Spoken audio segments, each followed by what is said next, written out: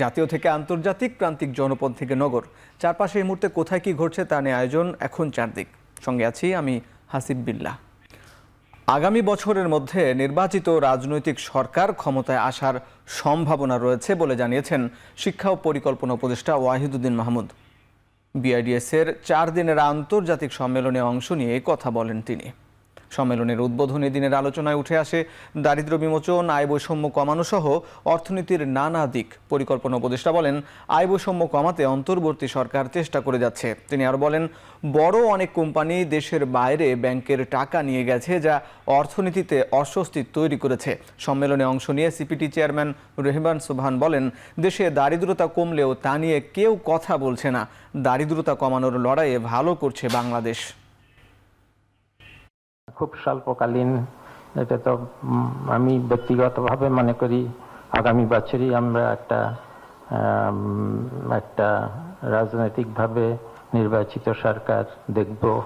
আমার ব্যক্তিগত মতামত, জানি না কি হবে।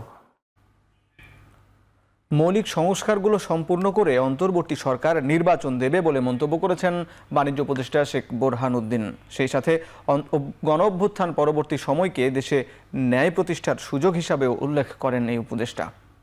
শনিবার রাতে বসুন্ধরা আন্তর্জাতিক কনভেনশন সিটিতে ওয়ালটন আয়োজিত এটিএস এক্সপোর সমাপনী অনুষ্ঠানে এসব কথা বলেন তিনি। উপদেষ্টা বলেন, প্রযুক্তি পণ্যের দেশীয় নতুন নতুন উদ্ভাবনের মাধ্যমে বৈদেশিক মুদ্রা অর্জন করার চেষ্টা করতে হবে।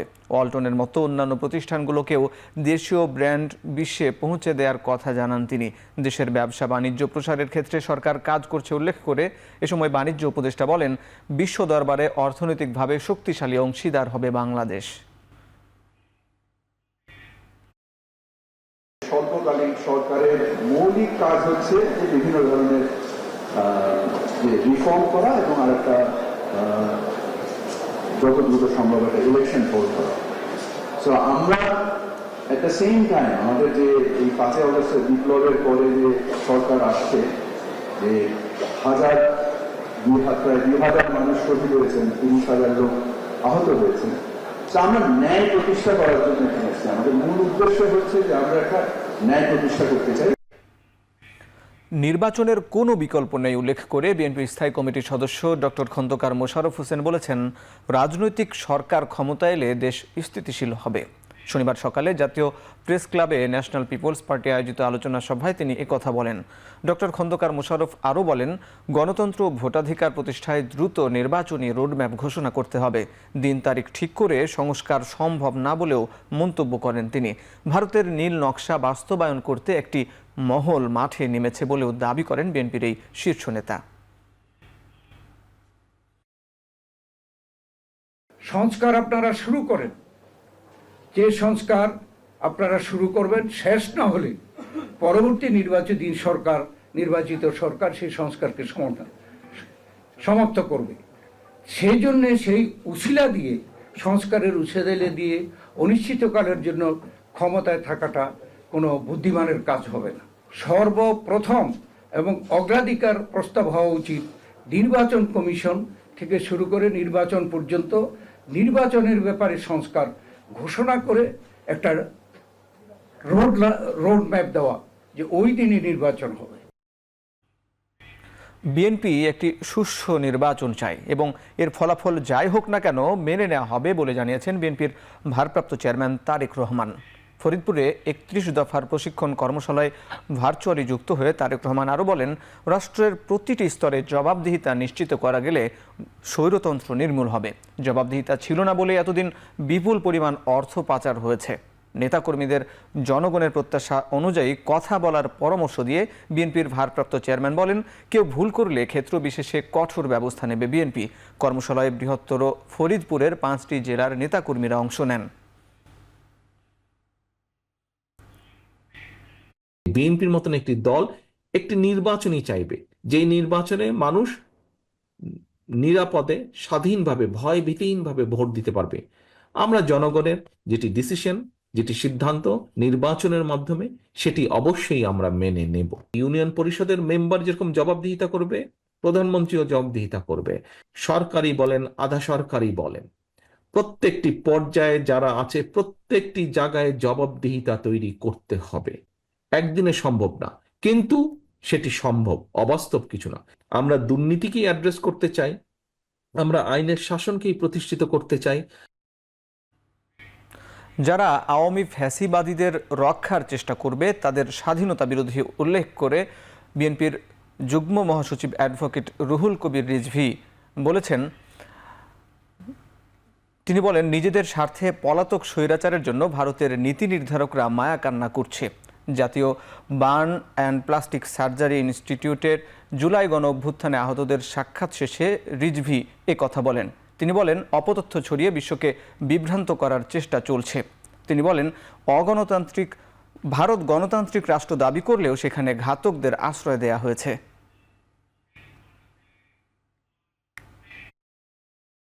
আজকে সেই পলাতক স্বৈরাচারের জন্য মায়া কান্না কাঁদছেন পার্শ্ববর্তী দেশের রাজনীতিবিদরা, নীতি নির্ধারকরা এবং আরও অনেকে, এবং বিশেষ করে আত্মা বিক্রিকারী মিডিয়ার লোকজনরা। আন্তর্জাতিক অপরাধ ট্রাইব্যুনাল গঠিত হয়েছে। এই অপরাধের সাথে যে সমস্ত আইন শৃঙ্খলা বাহিনী জড়িত, যারা নির্দেশ দিয়েছেন, সেই সমস্ত পিশাচ মন্ত্রী, প্রধানমন্ত্রী থেকে শুরু করে প্রত্যেকের বিচার এখানে নিশ্চিত করতে হবে। কারো প্রশ্রয় থেকে যারা তাকে রক্ষা করার চেষ্টা করবেন তারাও বাংলাদেশের স্বাধীনতার বিরোধী, সেই রাষ্ট্রও বাংলাদেশের সার্বভৌমত্বের বিরোধী, তারাও বাংলাদেশের জনগণের বিরুদ্ধে। দেশের সংস্কার ও রক্ষার কাজ নীতিবানদের হাতে তুলে দিতে জনগণের প্রতি আহ্বান জানিয়েছেন জামাতে ইসলামের আমির ডাক্তার শফিকুর রহমান। শনিবার সন্ধ্যায় জামাতের কাফরুল উত্তর থানার উদ্যোগে শীতার্থ মানুষের মাঝে শীত বস্ত্র উপহার প্রদান অনুষ্ঠানে কথা বলেন তিনি। দেশ রক্ষায় সবাইকে এগিয়ে আসতে হবে। দেশের দরিদ্র মানুষকে চিকিৎসা সরকারকে নিশ্চিত করার আহ্বান জানান তিনি। এ সময় জামাতের আমির আরও বলেন, সমাজে নারীদের সর্বোচ্চ সম্মান নিশ্চিত করা এবং সবাই মিলে কাজ করলে একটা মানবিক সমাজ গড়তে পারবে বাংলাদেশ জামাত ইসলামী। আমরা সকল ভালো কাজ একা করার কৃতিত্ব নিতে চাই না, বরঞ্চ সমস্ত মানুষের মাইন্ডটাকে ভালো কাজমুখী করতে চাই আমরা। যদি এই কাজটা আমরা করতে পারি তাহলে এই সমাজের সকলেই পরস্পরকে সম্মান করবে এবং ভালোবাসবে। আর যেই সমাজে সম্মান এবং ভালোবাসা থাকে পারস্পরিক, এই সমাজটা সত্যিকার একটা মানবিক সমাজ হয়, একটা জান্নাতি সমাজ হয়। বাংলাদেশের সংখ্যালঘু ইস্যু আন্তর্জাতিক গণমাধ্যম এবং প্রভাবশালী দেশের শীর্ষ সংসদীয় শুনানিতে অন্যায্যভাবে উপস্থাপন করা হয়েছে বলে জানিয়েছেন প্রধান উপদেষ্টার প্রেস সচিব শফিকুল আলম। শনিবার সামাজিক যোগাযোগ মাধ্যম ফেসবুক স্ট্যাটাসে প্রেস সচিব জানান, সংখ্যালঘু পরিষদ যে 9 জন হিন্দুর মৃত্যুর কথা বলেছিল তাদের প্রায় সব কজনই রাজনৈতিক, ব্যক্তিগত বা অন্যান্য কারণ যুক্ত ছিল, যা সাম্প্রদায়িক সহিংসতা নয়। প্রভাবশালী একটি হিন্দু আমেরিকান গোষ্ঠী ও ভারতীয় মিডিয়া বাংলাদেশ নিয়ে ভুল বার্তা দিয়ে আন্তর্জাতিক মঞ্চে বাংলাদেশের গণঅভ্যুত্থানের সরকারকে প্রশ্নবিদ্ধ করতে চায় বলে স্ট্যাটাসে উল্লেখ করেন শফিকুল আলম। পাশাপাশি সেকুলার সংবাদপত্র ও আন্তর্জাতিক মানবাধিকার সংগঠনগুলোকে বাংলাদেশের কথিত ধর্মীয় সহিংসতার মামলাগুলো তদন্ত করারও আহ্বান জানান তিনি। ভারতীয় অপপ্রচার ও আগ্রাসনের বিরুদ্ধে জাতীয় ঐক্যের আহ্বান জানিয়েছেন সশস্ত্র বাহিনীর অবসরপ্রাপ্ত কর্মকর্তারা। শনিবার সকালে রাজধানীর মহাখালীতে জাতীয় ঐক্য ও সংহতি পরিষদ প্রতিবাদ সমাবেশের আয়োজন করে। সমাবেশে দেশের সার্বভৌমত্ব রক্ষার ডাক দেয়া হয়। তারা বলেন, বিগত সরকারের আমলে ভারতের সাথে যেসব চুক্তি হয়েছে তা জনগণকে জানাতে হবে। ভারতের বর্তমান কর্মকাণ্ড বাংলাদেশের মতো স্বাধীন ও সার্বভৌম রাষ্ট্রের জন্য হুমকি বলেও মন্তব্য করেন সাবেক সেনা কর্মকর্তারা। নতজানু নয়, বরং সাম্যতার ভিত্তিতে পররাষ্ট্রনীতি পরিচালনায় সরকারের প্রতি আহ্বান জানান তারা। পরে বিভিন্ন প্ল্যাকার্ড হাতে রাওয়া ক্লাব থেকে পদযাত্রা করে তেজগাঁও এলাকা প্রদক্ষিণ করেন সাবেক সেনা কর্মকর্তারা।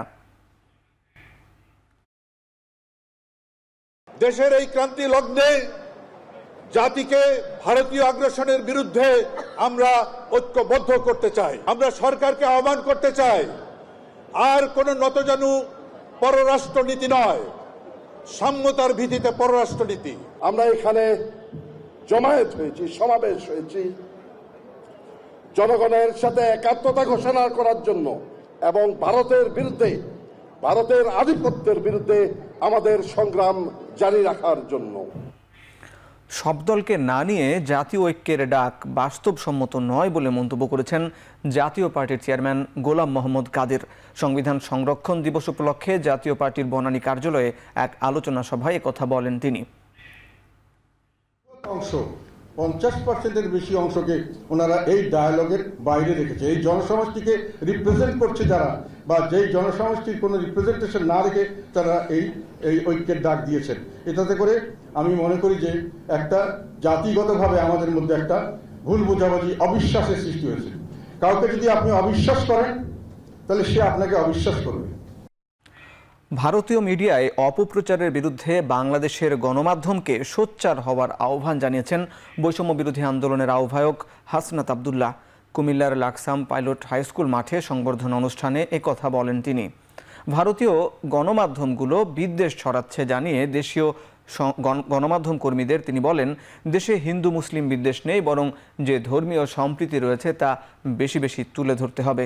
অনুষ্ঠানে আওয়ামী লীগ নিষিদ্ধ নিয়ে জিএম কাদেরের বক্তব্য প্রসঙ্গে হাসনাত আবদুল্লাহ বলেন, জুলাই অভ্যুত্থানে গুনখুমের বিচার না হওয়া পর্যন্ত আওয়ামী লীগ পুনর্বাসন হওয়ার প্রশ্ন প্রাসঙ্গিক নয়। এ সময় তিনি জাতীয় পার্টিকে আওয়ামী লীগের দোসর হিসাবে আখ্যায়িত করেন। সংবর্ধনা অনুষ্ঠানে বৈষম্য বিরোধী ছাত্র আন্দোলনের কেন্দ্রীয় নির্বাহী কমিটির সদস্য ও কুমিল্লা জেলার সদস্যরা অংশ নেন।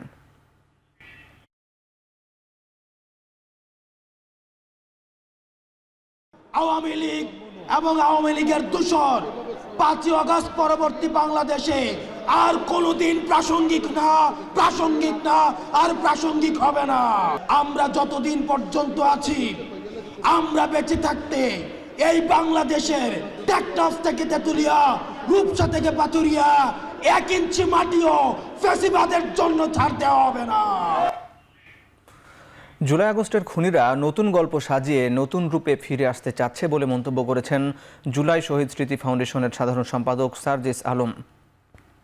তাদের রুখে দিতে সবাইকে ঐক্যবদ্ধ থাকার আহ্বান জানান জুলাই স্মৃতি ফাউন্ডেশনের সাধারণ সম্পাদক। সকাল 11টার দিকে চট্টগ্রামের পিটিআইয়ের গণ অভ্যুত্থানে নিহত পরিবারকে আর্থিক সহায়তা দেওয়া অনুষ্ঠানে কথা বলেন তিনি।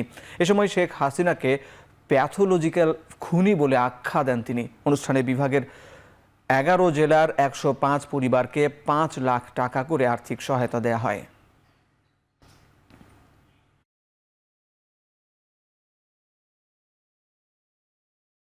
যেই খুনি মানে তার পরিবারের 18 জনের হত্যা নিয়ে 16 বছর ধরে মায়া কান্না করলো, সে যদি এটা মায়া কান্না না করে, সে যদি প্যাথোলজিক্যাল একজন খুনি না হয়, তাহলে তো সে 2000 খুন করতে পারতো না। কোনো একটা জীবনের প্রতি যদি তার এই মায়া থাকে, তাহলে তো আরেকটা জীবন সে ঝরাতে পারতো না। আমরা এখনই দেখি যে আমরা সেই খুনিদের কথা ভুলে যাচ্ছি। সেই খুনিরাই নতুন করে গল্প সাজাচ্ছে, খুনিরা নতুন করে নতুন রূপে ফিরে আসছে। জুলাই আগস্ট আন্দোলনে রাজধানীর উত্তরায় 18 জুলাই থেকে 5 আগস্ট পর্যন্ত শহীদ 92 জনের তালিকা প্রকাশ করেছে জুলাই রেভলিউশনারি অ্যালায়েন্স। উত্তরার 3 নম্বর সেক্টরে ফ্রেন্ডস ক্লাব মাঠে সংবাদ সম্মেলনে তালিকা প্রকাশ করে সংগঠনটির পক্ষ থেকে জানানো হয়, উত্তরায় শহীদ 92 জনের মধ্যে 25 জন শিক্ষার্থী, 19 জন চাকরিজীবী, 10 জন ব্যবসায়ী, 5 জন গাড়ি চালক, রিক্সা চালক, 2 জন ইমাম, 1 জন চিকিৎসক, 11 জন অজ্ঞাত ও অন্যান্য 19 জন। তবে এই তালিকা আরও বাড়তে পারে বলে জানানো হয় সংবাদ সম্মেলনে। সংগঠনটির দাবি, সরকারি কোনো সহযোগিতা না পেয়ে নিজেদের উদ্যোগে এই তালিকা প্রকাশ করেছে তারা। জুলাই বিপ্লবে স্মৃতি বাঁচিয়ে রাখতে ওয়েবসাইট নির্মাণের কাজ করছে সংগঠনটি, যেখানে সারা দেশের একাধারে শহীদ ও আহতদের তালিকা দেয়া থাকবে।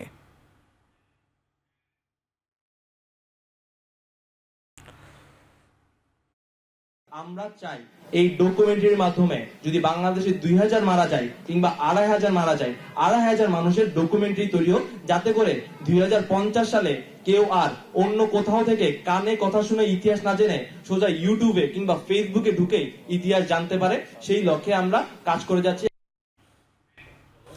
বরিশালে জেলা প্রশাসনের আয়োজনে জুলাই আগস্টে ছাত্র জনতার গণ অভ্যুত্থানে শহীদ ও আহতদের স্মরণ সভা হয়েছে।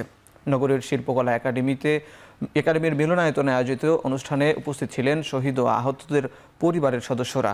অনুষ্ঠানে আহত শিক্ষার্থীরা জুলাই আগস্টের দিনগুলোর স্মৃতিচারণ করেন, তুলে ধরেন পরিবার ও স্বজন ও নিহতদের কথা। আহতদের সুচিকিৎসা, নিহতদের রাষ্ট্রীয় মর্যাদা, আর্থিক সহায়তা, মাসিক ভাতা এবং যোগ্যতা অনুসারে সরকারি চাকরি দেওয়ার দাবি জানানো হয়। জুলাই আগস্ট ছাত্র জনতার গণ অভ্যুত্থানে বরিশাল জেলার 167 জন আহত ও 30 জন নিহত হয়েছেন। দায়িত্ব নেয়ার 4 মাস গেলেও অন্তর্বর্তী সরকার দ্রব্যমূল্য নিয়ন্ত্রণ ও সরবরাহ স্বাভাবিক রাখতে ব্যর্থ হয়েছে বলে মন্তব্য করেছেন বিএনপির সিনিয়র যুগ্ম মহাসচিব রুহুল কবির রিজভী। শনিবার বিকেলে রাজধানীর দক্ষিণ বাসাবোতে এক সমাবেশে এই মন্তব্য করেন তিনি। সমাবেশে বক্তব্যে ভোজ্য তেল সহ বাজার সিন্ডিকেট নিয়ন্ত্রণে সরকারের কঠোর হস্তক্ষেপ আহ্বান করেন রিজভী।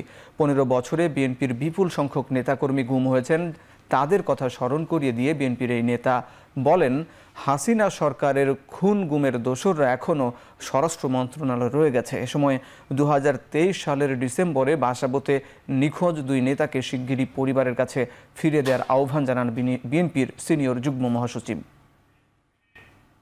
জনগণ 1 লিটার সয়াবিন তেল 190 টাকা কেজিতে কিনবে, তাদের দোকানে দোকানে সয়াবিন তেল নাই, চিনি নাই, আটা নাই, মরিচের দাম আকাশ ছোঁয়া, পেঁয়াজের দাম আকাশ ছোঁয়া, রসুনের দাম আকাশ ছোঁয়া। কেন এই পরিস্থিতি তৈরি হবে? কেন সিন্ডিকেট বাদ? এরা তো আওয়ামী লীগের লোক। যারা বাজার সিন্ডিকেট করে তারা কিভাবে আজকে বসে আছে এর মধ্যে? অন্তর্বর্তী সরকার যখন সুষ্ঠু একটি নির্বাচনের দিকে হাঁটছে, তখন বিভিন্ন ষড়যন্ত্র করছে পার্শ্ববর্তী দেশ ভারত। এই অপচেষ্টা ও ষড়যন্ত্র প্রতিহত করতে হবে বলে জানিয়েছেন বিএনপির ভাইস চেয়ারম্যান শামসুজ্জামান দুদু। আগরতলায় বাংলাদেশের সহকারী হাইকমিশনের হামলা ও জাতীয় পতাকার অবমাননার প্রতিবাদে মানববন্ধন ও বিক্ষোভ মিছিল করেছে জাগ্রত পার্টি।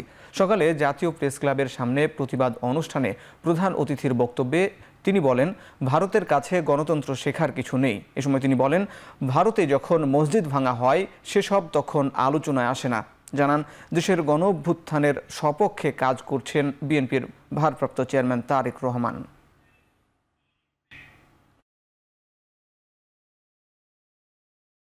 এই সরকারের উদ্যোগে ভালো একটি নির্বাচনের ব্যবস্থা যখন এগিয়ে যাচ্ছে, পার্শ্ববর্তী দেশ সেই নির্বাচনকে ভণ্ডুল করে যাতে গণতান্ত্রিকভাবে নির্বাচিত হয় বিএনপি এবং আগামী দিনে যাতে সরকার গঠন করতে না পারে সেই চেষ্টা তারা চালাচ্ছে। আমার কাছে মনে হয় এই অপচেষ্টাকে আমাদের রুখতে হবে, এই ঘৃণ্য চেষ্টাকে আমাদেরকে প্রতিহত করতে হবে। ফেনীতে প্রথমবার গণসমাবেশ করেছে এবি পার্টি। শনিবার বিকেলে শহরের শহীদ মিনার প্রাঙ্গণে এই সমাবেশ অনুষ্ঠিত হয়। প্রধান অতিথির বক্তব্যে এবি পার্টি কেন্দ্রীয় সদস্য সচিব মুজিবুর রহমান মঞ্জু ও দলের যুগ্ম সদস্য সচিব ব্যারিস্টার আসাদুজ্জামান ফুয়াদ বক্তব্য রাখেন। এবি পার্টির সদস্য সচিব মুজিবুর রহমান মঞ্জু বলেন, বাংলাদেশের মানুষ আওয়ামী লীগকে প্রত্যাখ্যান করেছে। শেখ হাসিনা পালিয়ে গিয়ে দেশের বিরুদ্ধে ষড়যন্ত্র করছে বলেও অভিযোগ করেন তিনি। অনুষ্ঠানে দলের যুগ্ম সদস্য সচিব আসাদুজ্জামান ফুয়াদ সাম্প্রতিক বন্যার ইস্যু টেনে বলেন, ভারতকে ফেনী নদীর পানির হিস্সা বুঝিয়ে দিতে হবে। বন্যায় বাংলাদেশকে ডুবিয়ে মারা চলবে না।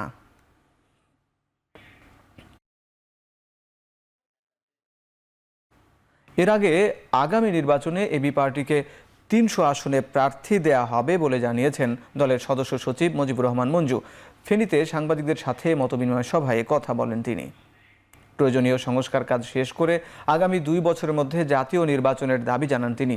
শনিবার দুপুরে ফেনী শহরের একটি রেস্তোরাঁয় এই মতবিনিময় সভার আয়োজন করা হয়। সভায় রাষ্ট্র সংস্কার ও আগামী জাতীয় সংসদ নির্বাচন সহ বেশ কিছু বিষয় নিয়ে আলোচনা করা হয়। চলমান ভারত ইস্যুতে এবি পার্টির সদস্য সচিব বলেন, ভারতের সাথে গেল সরকারের গোপন চুক্তিগুলো প্রকাশ্যে আনতে হবে। শেখ হাসিনা পালিয়ে যাবার পর ক্যান্টনমেন্টে আশ্রয় নেয়া 126 জনের তালিকা প্রকাশেরও দাবি জানান তিনি।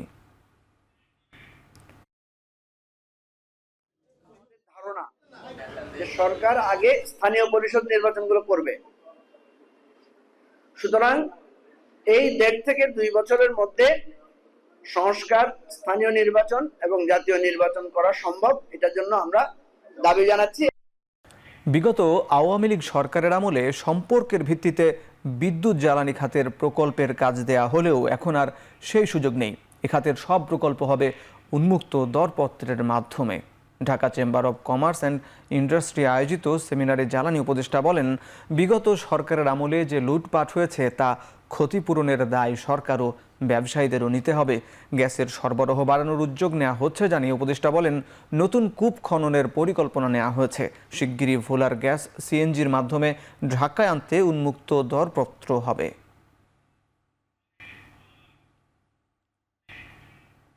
যেহেতু আপনাদের নাই, ট্রান্সমিশন ডিস্ট্রিবিউশন লাইন নাই, সেই জন্য আপনারা ওই ট্রান্সমিশন ডিস্ট্রিবিউশন লাইন ব্যবহার করার জন্য উন্মুক্ত করে দেওয়া হবে। যে যারা মনে করেন যে আমার সাথে দেখা করলেই একটা প্রকল্প পেয়ে যাবেন, সেই যুগ নাই। কিংবা কারোর সঙ্গে বিদ্যুৎ বিভাগে কিংবা জ্বালানি বিভাগে কারোর সঙ্গে দেখা করলে সেটা হবে না। আমরা আমাদের জনগণের জন্য ভ্যালু ফর মানি অর্জন করতে প্রতিজ্ঞাবদ্ধ। ব্রেন ড্রেন না করে বিদেশে গিয়ে পড়ালেখা শেষ করে নতুন পরিবেশ ও নতুন প্রযুক্তি নিয়ে দেশে আসার আহ্বান জানিয়েছেন শিক্ষা উপদেষ্টা ওয়াহিদুদ্দিন মাহমুদ। নর্থ সাউথ বিশ্ববিদ্যালয়ের 25তম কনভেনশনে যোগ দিয়ে তিনি আরও বলেন, মেধার চরম অবমূল্যায়নের ফলে সমাজে নৈতিক অবক্ষয় তৈরি হয়েছে।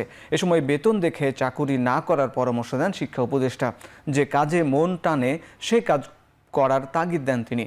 25তম কনভেনশনে 20 জন শিক্ষার্থীকে স্বর্ণপদক দেওয়া হয়। এর মধ্যে 4 জনকে আচার্য স্বর্ণপদক ও 16 জনকে উপাচার্য স্বর্ণপদক তুলে দেওয়া হয়।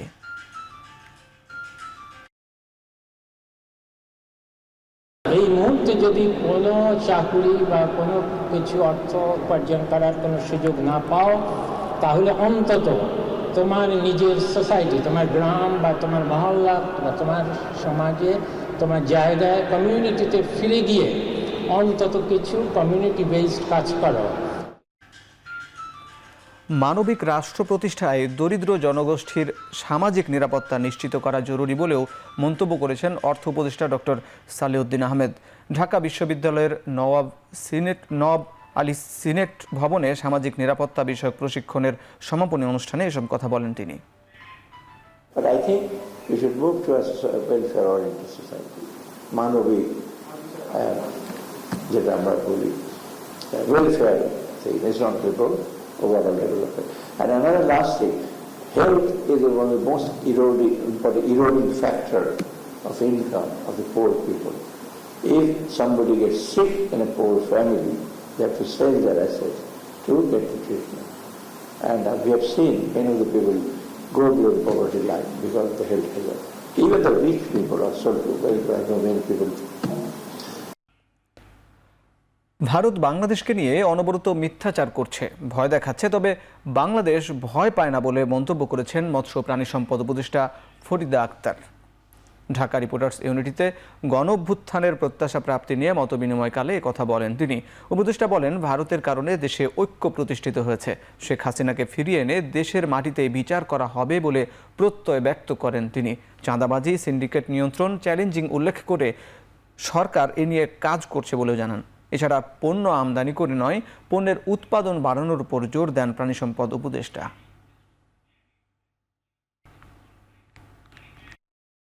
এই যে চাঁদাবাজি, সিন্ডিকেট, এগুলো আমরা এক মন্ত্রণালয় থেকে পারছি না, কিন্তু এটা কিন্তু একটা বিশাল জায়গা যেখানে আমরা আপনাদের সবার সহযোগিতা লাগবে। ফ্যাসিবাদী সরকারের যেটা চরিত্র, সেটা হলো মানুষকে কষ্ট দেয়া, নিজের স্বার্থে রক্ষার জন্য তারা মানুষকে কষ্ট দেয়। তো কাজে তারা কিন্তু এখনো আছে। কাজে আমরা এটা বললে হবে না সরকারের থেকে যে আমরা পারছি না, আপনারা করেন না, আমাদেরকে পারতেই হবে।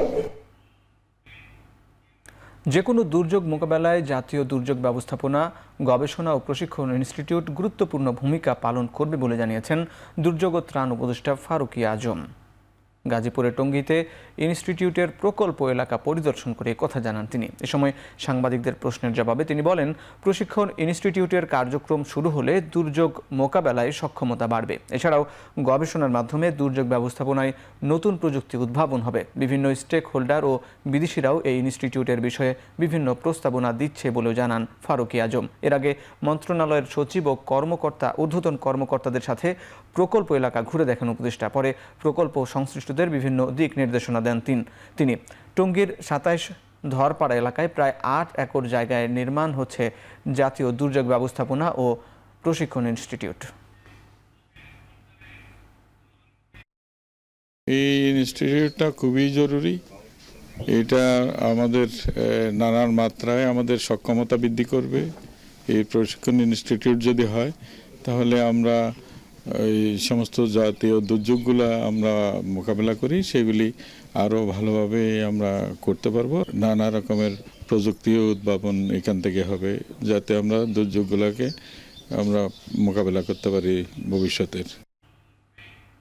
প্রাথমিক শিক্ষার পাশাপাশি শিক্ষার্থীদের নৈতিকতার পাঠে আগ্রহী করে তোলার আহ্বান জানিয়েছেন প্রাথমিক ও গণশিক্ষা উপদেষ্টা অধ্যাপক ডাক্তার বিধান রঞ্জন রায় পোদ্দার। শনিবার দুপুরে যশোর শহরের সার্কিট হাউসে জেলার মাঠ প্রশাসনের কর্মকর্তাদের সাথে মতবিনিময়কালে কথা বলেন তিনি। বাচ্চা নৈতিকতা শিখবে দেখে তার আচরণের বিষয়টা, ফলে আমি যদি স্কুলটাকে এভাবে পরিচালনা করি যে বাচ্চা নৈতিকতা শিখতে পারে তার টিচারের আচরণে, এবং স্কুলের যে ম্যানেজমেন্টটা হচ্ছে সেটার নৈতিকতার স্ট্যান্ডার্ডে, তাহলে নৈতিকতা ইনগ্রেইনড হবে। আমরা আমাদের মূল টার্গেটটাকে ঠিক রাখি যে বাচ্চাকে আমরা লিটারেসি এবং নিউমার্সিতে স্বাক্ষর করে তুলব। ভারত বাংলাদেশ আমদানি রপ্তানি বাণিজ্য বন্ধ থাকলে দুই দেশই অর্থনৈতিকভাবে যে ক্ষতিগ্রস্ত হবে বলে জানিয়েছেন নৌ পরিবহন ও শ্রম উপদেষ্টা এম সাখাওয়াত হোসেন। শনিবার সকালে সাতক্ষীরার ভোমরা স্থলবন্দর পরিদর্শন করে তিনি কথা বলেন। এর আগে ভোমরা বন্দরের ইমিগ্রেশন কার্যক্রম পরিদর্শন করেন উপদেষ্টা। এ সময় দুদেশের পাসপোর্টধারী যাত্রীদের খোঁজখবর নেন। পরে বন্দরের পার্কিং শেড ও নতুন নির্মাণাধীন প্রকল্পের কাজ ঘুরে দেখেন। এরপর স্থলবন্দরের সার্বিক বিষয় নিয়ে কর্মকর্তা কর্মচারীদের সঙ্গে মতবিনিময় সভায় অংশ নেন তিনি। ভারত যে আমাদের কাছ থেকে বিনা পয়সা দিয়ে যায়, টাকা দিয়ে যায়, তাহলে ওটা যদি তারা বন্ধ করে দেয়, আমি তো বলি বন্ধ করুক। এইটার সাথে হাজার হাজার লক্ষ লক্ষ লোক জড়িত, ওই পারেও লক্ষ লক্ষ লোক এই পারেও জড়িত। আমি মনে করি না ব্যবসায়ীরা কখনো এটা সাপোর্ট করবে।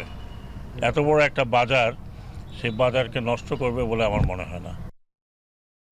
এত বড় গণঅভ্যুত্থানের পর জনগণ কারো চাঁদাবাজি, দখলদারিত্ব ও গুন্ডামি দেখতে চায় না বলে মন্তব্য করেছেন নাগরিক ঐক্যের সভাপতি মাহমুদুর রহমান মান্না। খুলনা নগরীর উমেশ চন্দ্র পাবলিক লাইব্রেরি মিলনায়তনে দলের মহানগর ও জেলা শাখার দ্বিবার্ষিক সম্মেলনে প্রধান অতিথির বক্তব্যে এসব কথা বলেন তিনি। মান্না বলেন, জনগণ একটি ভালো ভোট চায়।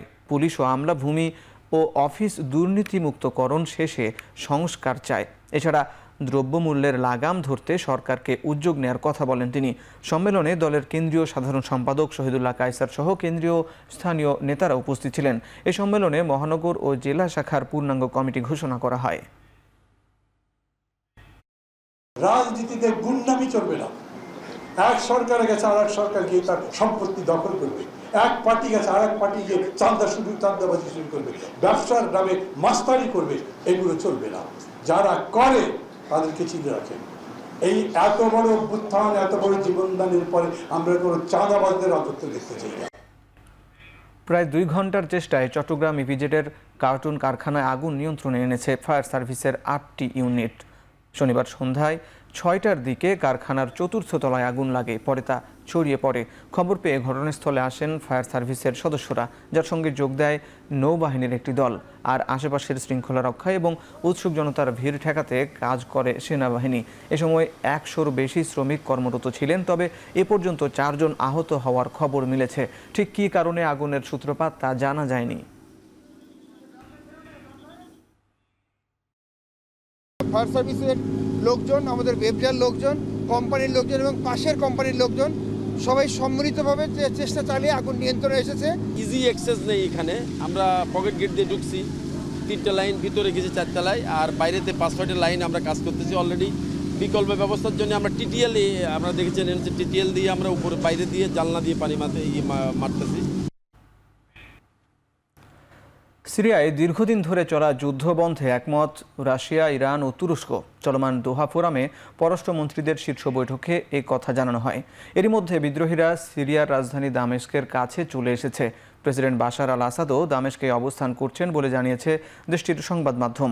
সিরিয়ার দক্ষিণাঞ্চলের বেশিরভাগ অংশ থেকে সেনা প্রত্যাহার করার খবরও এসেছে। রাশিয়ার পররাষ্ট্রমন্ত্রী সের্গেই ল্যাভরভ জানান, সিরিয়ায় অবিলম্বে যুদ্ধ বন্ধে রাশিয়ার সঙ্গে একমত হয়েছে তুরস্ক ইরান। সংকট মোকাবেলায় রাজনৈতিকভাবে সমাধানের জন্য সিরিয়ার জনগণের হাতে ছেড়ে দেওয়ার কথা বলেন নেতারা। তুরস্ক বলছে, বিদ্রোহীদের এই অভিযানে তাদের কোনো সম্পৃক্ততা নেই। গৃহযুদ্ধের 13 বছর পর আবারও সংকটের মুখে পড়েছে সিরিয়াবাসী। ভারতের প্রধানমন্ত্রী নরেন্দ্র মোদির ওপর বোমা হামলার হুমকি দেয়া হয়েছে। হোয়াটসঅ্যাপে মুম্বাই ট্রাফিক পুলিশের হেল্পলাইনে বার্তা পাঠানো হয়। হুমকির বার্তায় পাকিস্তানের গোয়েন্দা সংস্থা আইএসআইয়ের সংশ্লিষ্টতার কথা উল্লেখ আছে বলে জানিয়েছে মুম্বাই পুলিশ। রাজস্থানের আজমির শরীফ থেকে এসেছে বার্তাটি। কে বা কারা বার্তাটি পাঠিয়েছেন তা শনাক্তে এরই মধ্যে তদন্তে নেমেছে পুলিশের একটি দল। এ ঘটনায় একটি এফআইআর দায়ের করেছে পুলিশ। স্থানীয় সংবাদ মাধ্যম পিটিআই জানায়, প্রধানমন্ত্রী মোদিকে লক্ষ্য করে বোমা হামলার পরিকল্পনার কথা উল্লেখ করে বার্তা পাঠানো হয়। পুলিশ বলছে, এসব হুমকি বেশিরভাগই মাদকাসক্ত বা মানসিকভাবে অসুস্থ লোকজন পাঠিয়ে থাকেন।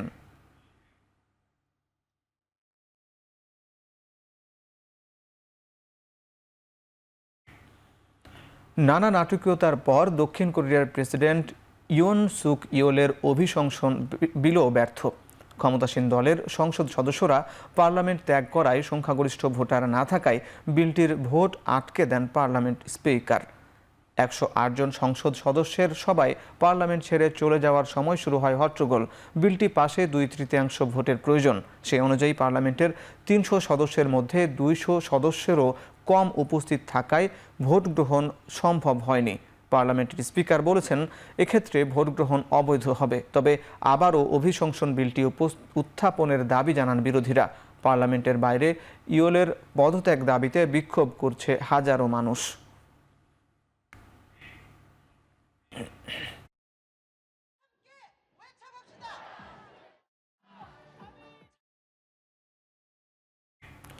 অগ্নিকাণ্ডের 5.5 বছর পর পুনরায় আনুষ্ঠানিকভাবে চালু হয়েছে প্যারিসের নটরডেম ক্যাথেড্রাল।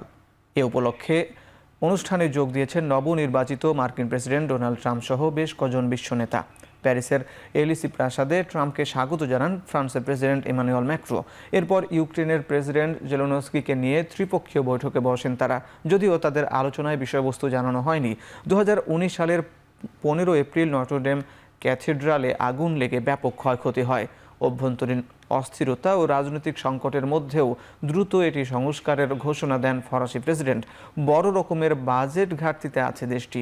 ক্যাথেড্রালটি সংস্কারে খরচ হয়েছে প্রায় 70 কোটি ইউরো। অনুষ্ঠানে বাইডেন দম্পতি ছাড়াও থাকছেন ব্রিটেনের প্রিন্স উইলিয়াম।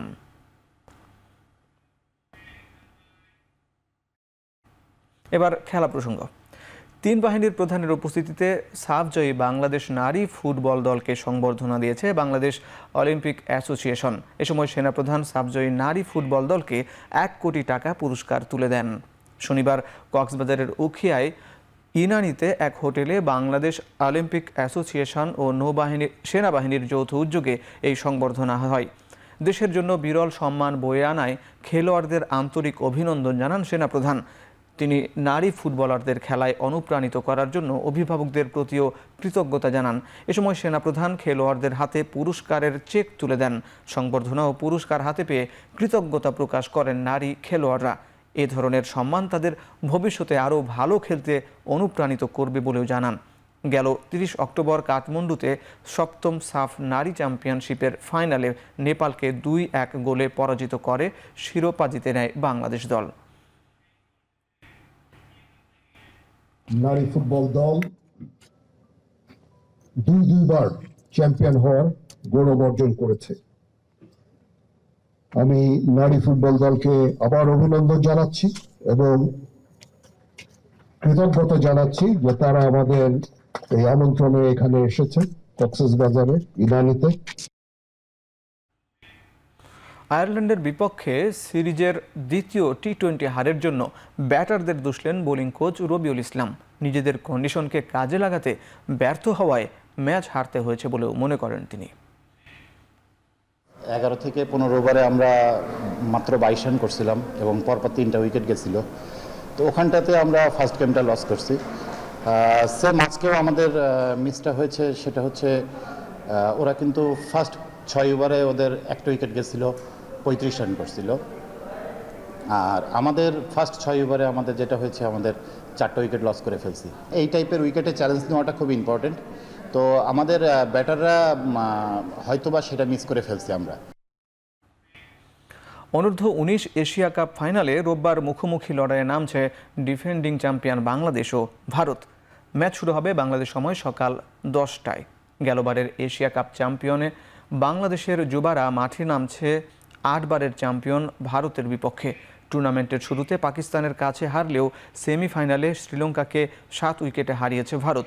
অপরদিকে গ্রুপ পর্বে শ্রীলঙ্কার কাছে পরাজিত হলেও সেমিতে পাকিস্তানকে দাঁড়াতেই দেয়নি টাইগার যুবারা। শুরুতে মারুফ, মৃধা ও ইমনের আগুন ঝরা বোলিংয়ে পাকিস্তানকে 116 রানে অল আউট করে বাংলাদেশ।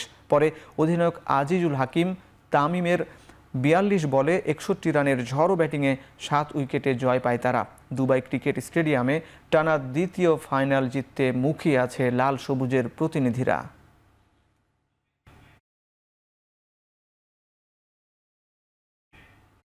এখনো এশিয়া কাপের চ্যাম্পিয়ন আছি এবং ওইটা ইনশাল্লাহ ধরে রাখার চেষ্টা করবো। অবশ্যই চ্যালেঞ্জ আছে, চ্যালেঞ্জ থাকবে, আমরা চ্যালেঞ্জ মোকাবেলা সেই সামর্থ্য রাখি। ফাইনালে আমরা আমাদের সেরা খেলা উপহার দেওয়ার চেষ্টা করবো। সব দিক থেকে আল্লাহর মধ্যে ফিট আছি এবং আমরা আমাদের ফাইনালে সর্বোচ্চ দেওয়ার চেষ্টা করবো। শেষ করছি এখন চারদিক। এখন টেলিভিশন ওয়েবসাইটে দেখতে ভিজিট করুন www.ekhon.tv, ফেসবুকে দেখতে ভিজিট করুন facebook.com/tv.ekhon এবং ইউটিউবে দেখতে ভিজিট করুন youtube.com/c/ekhon tv।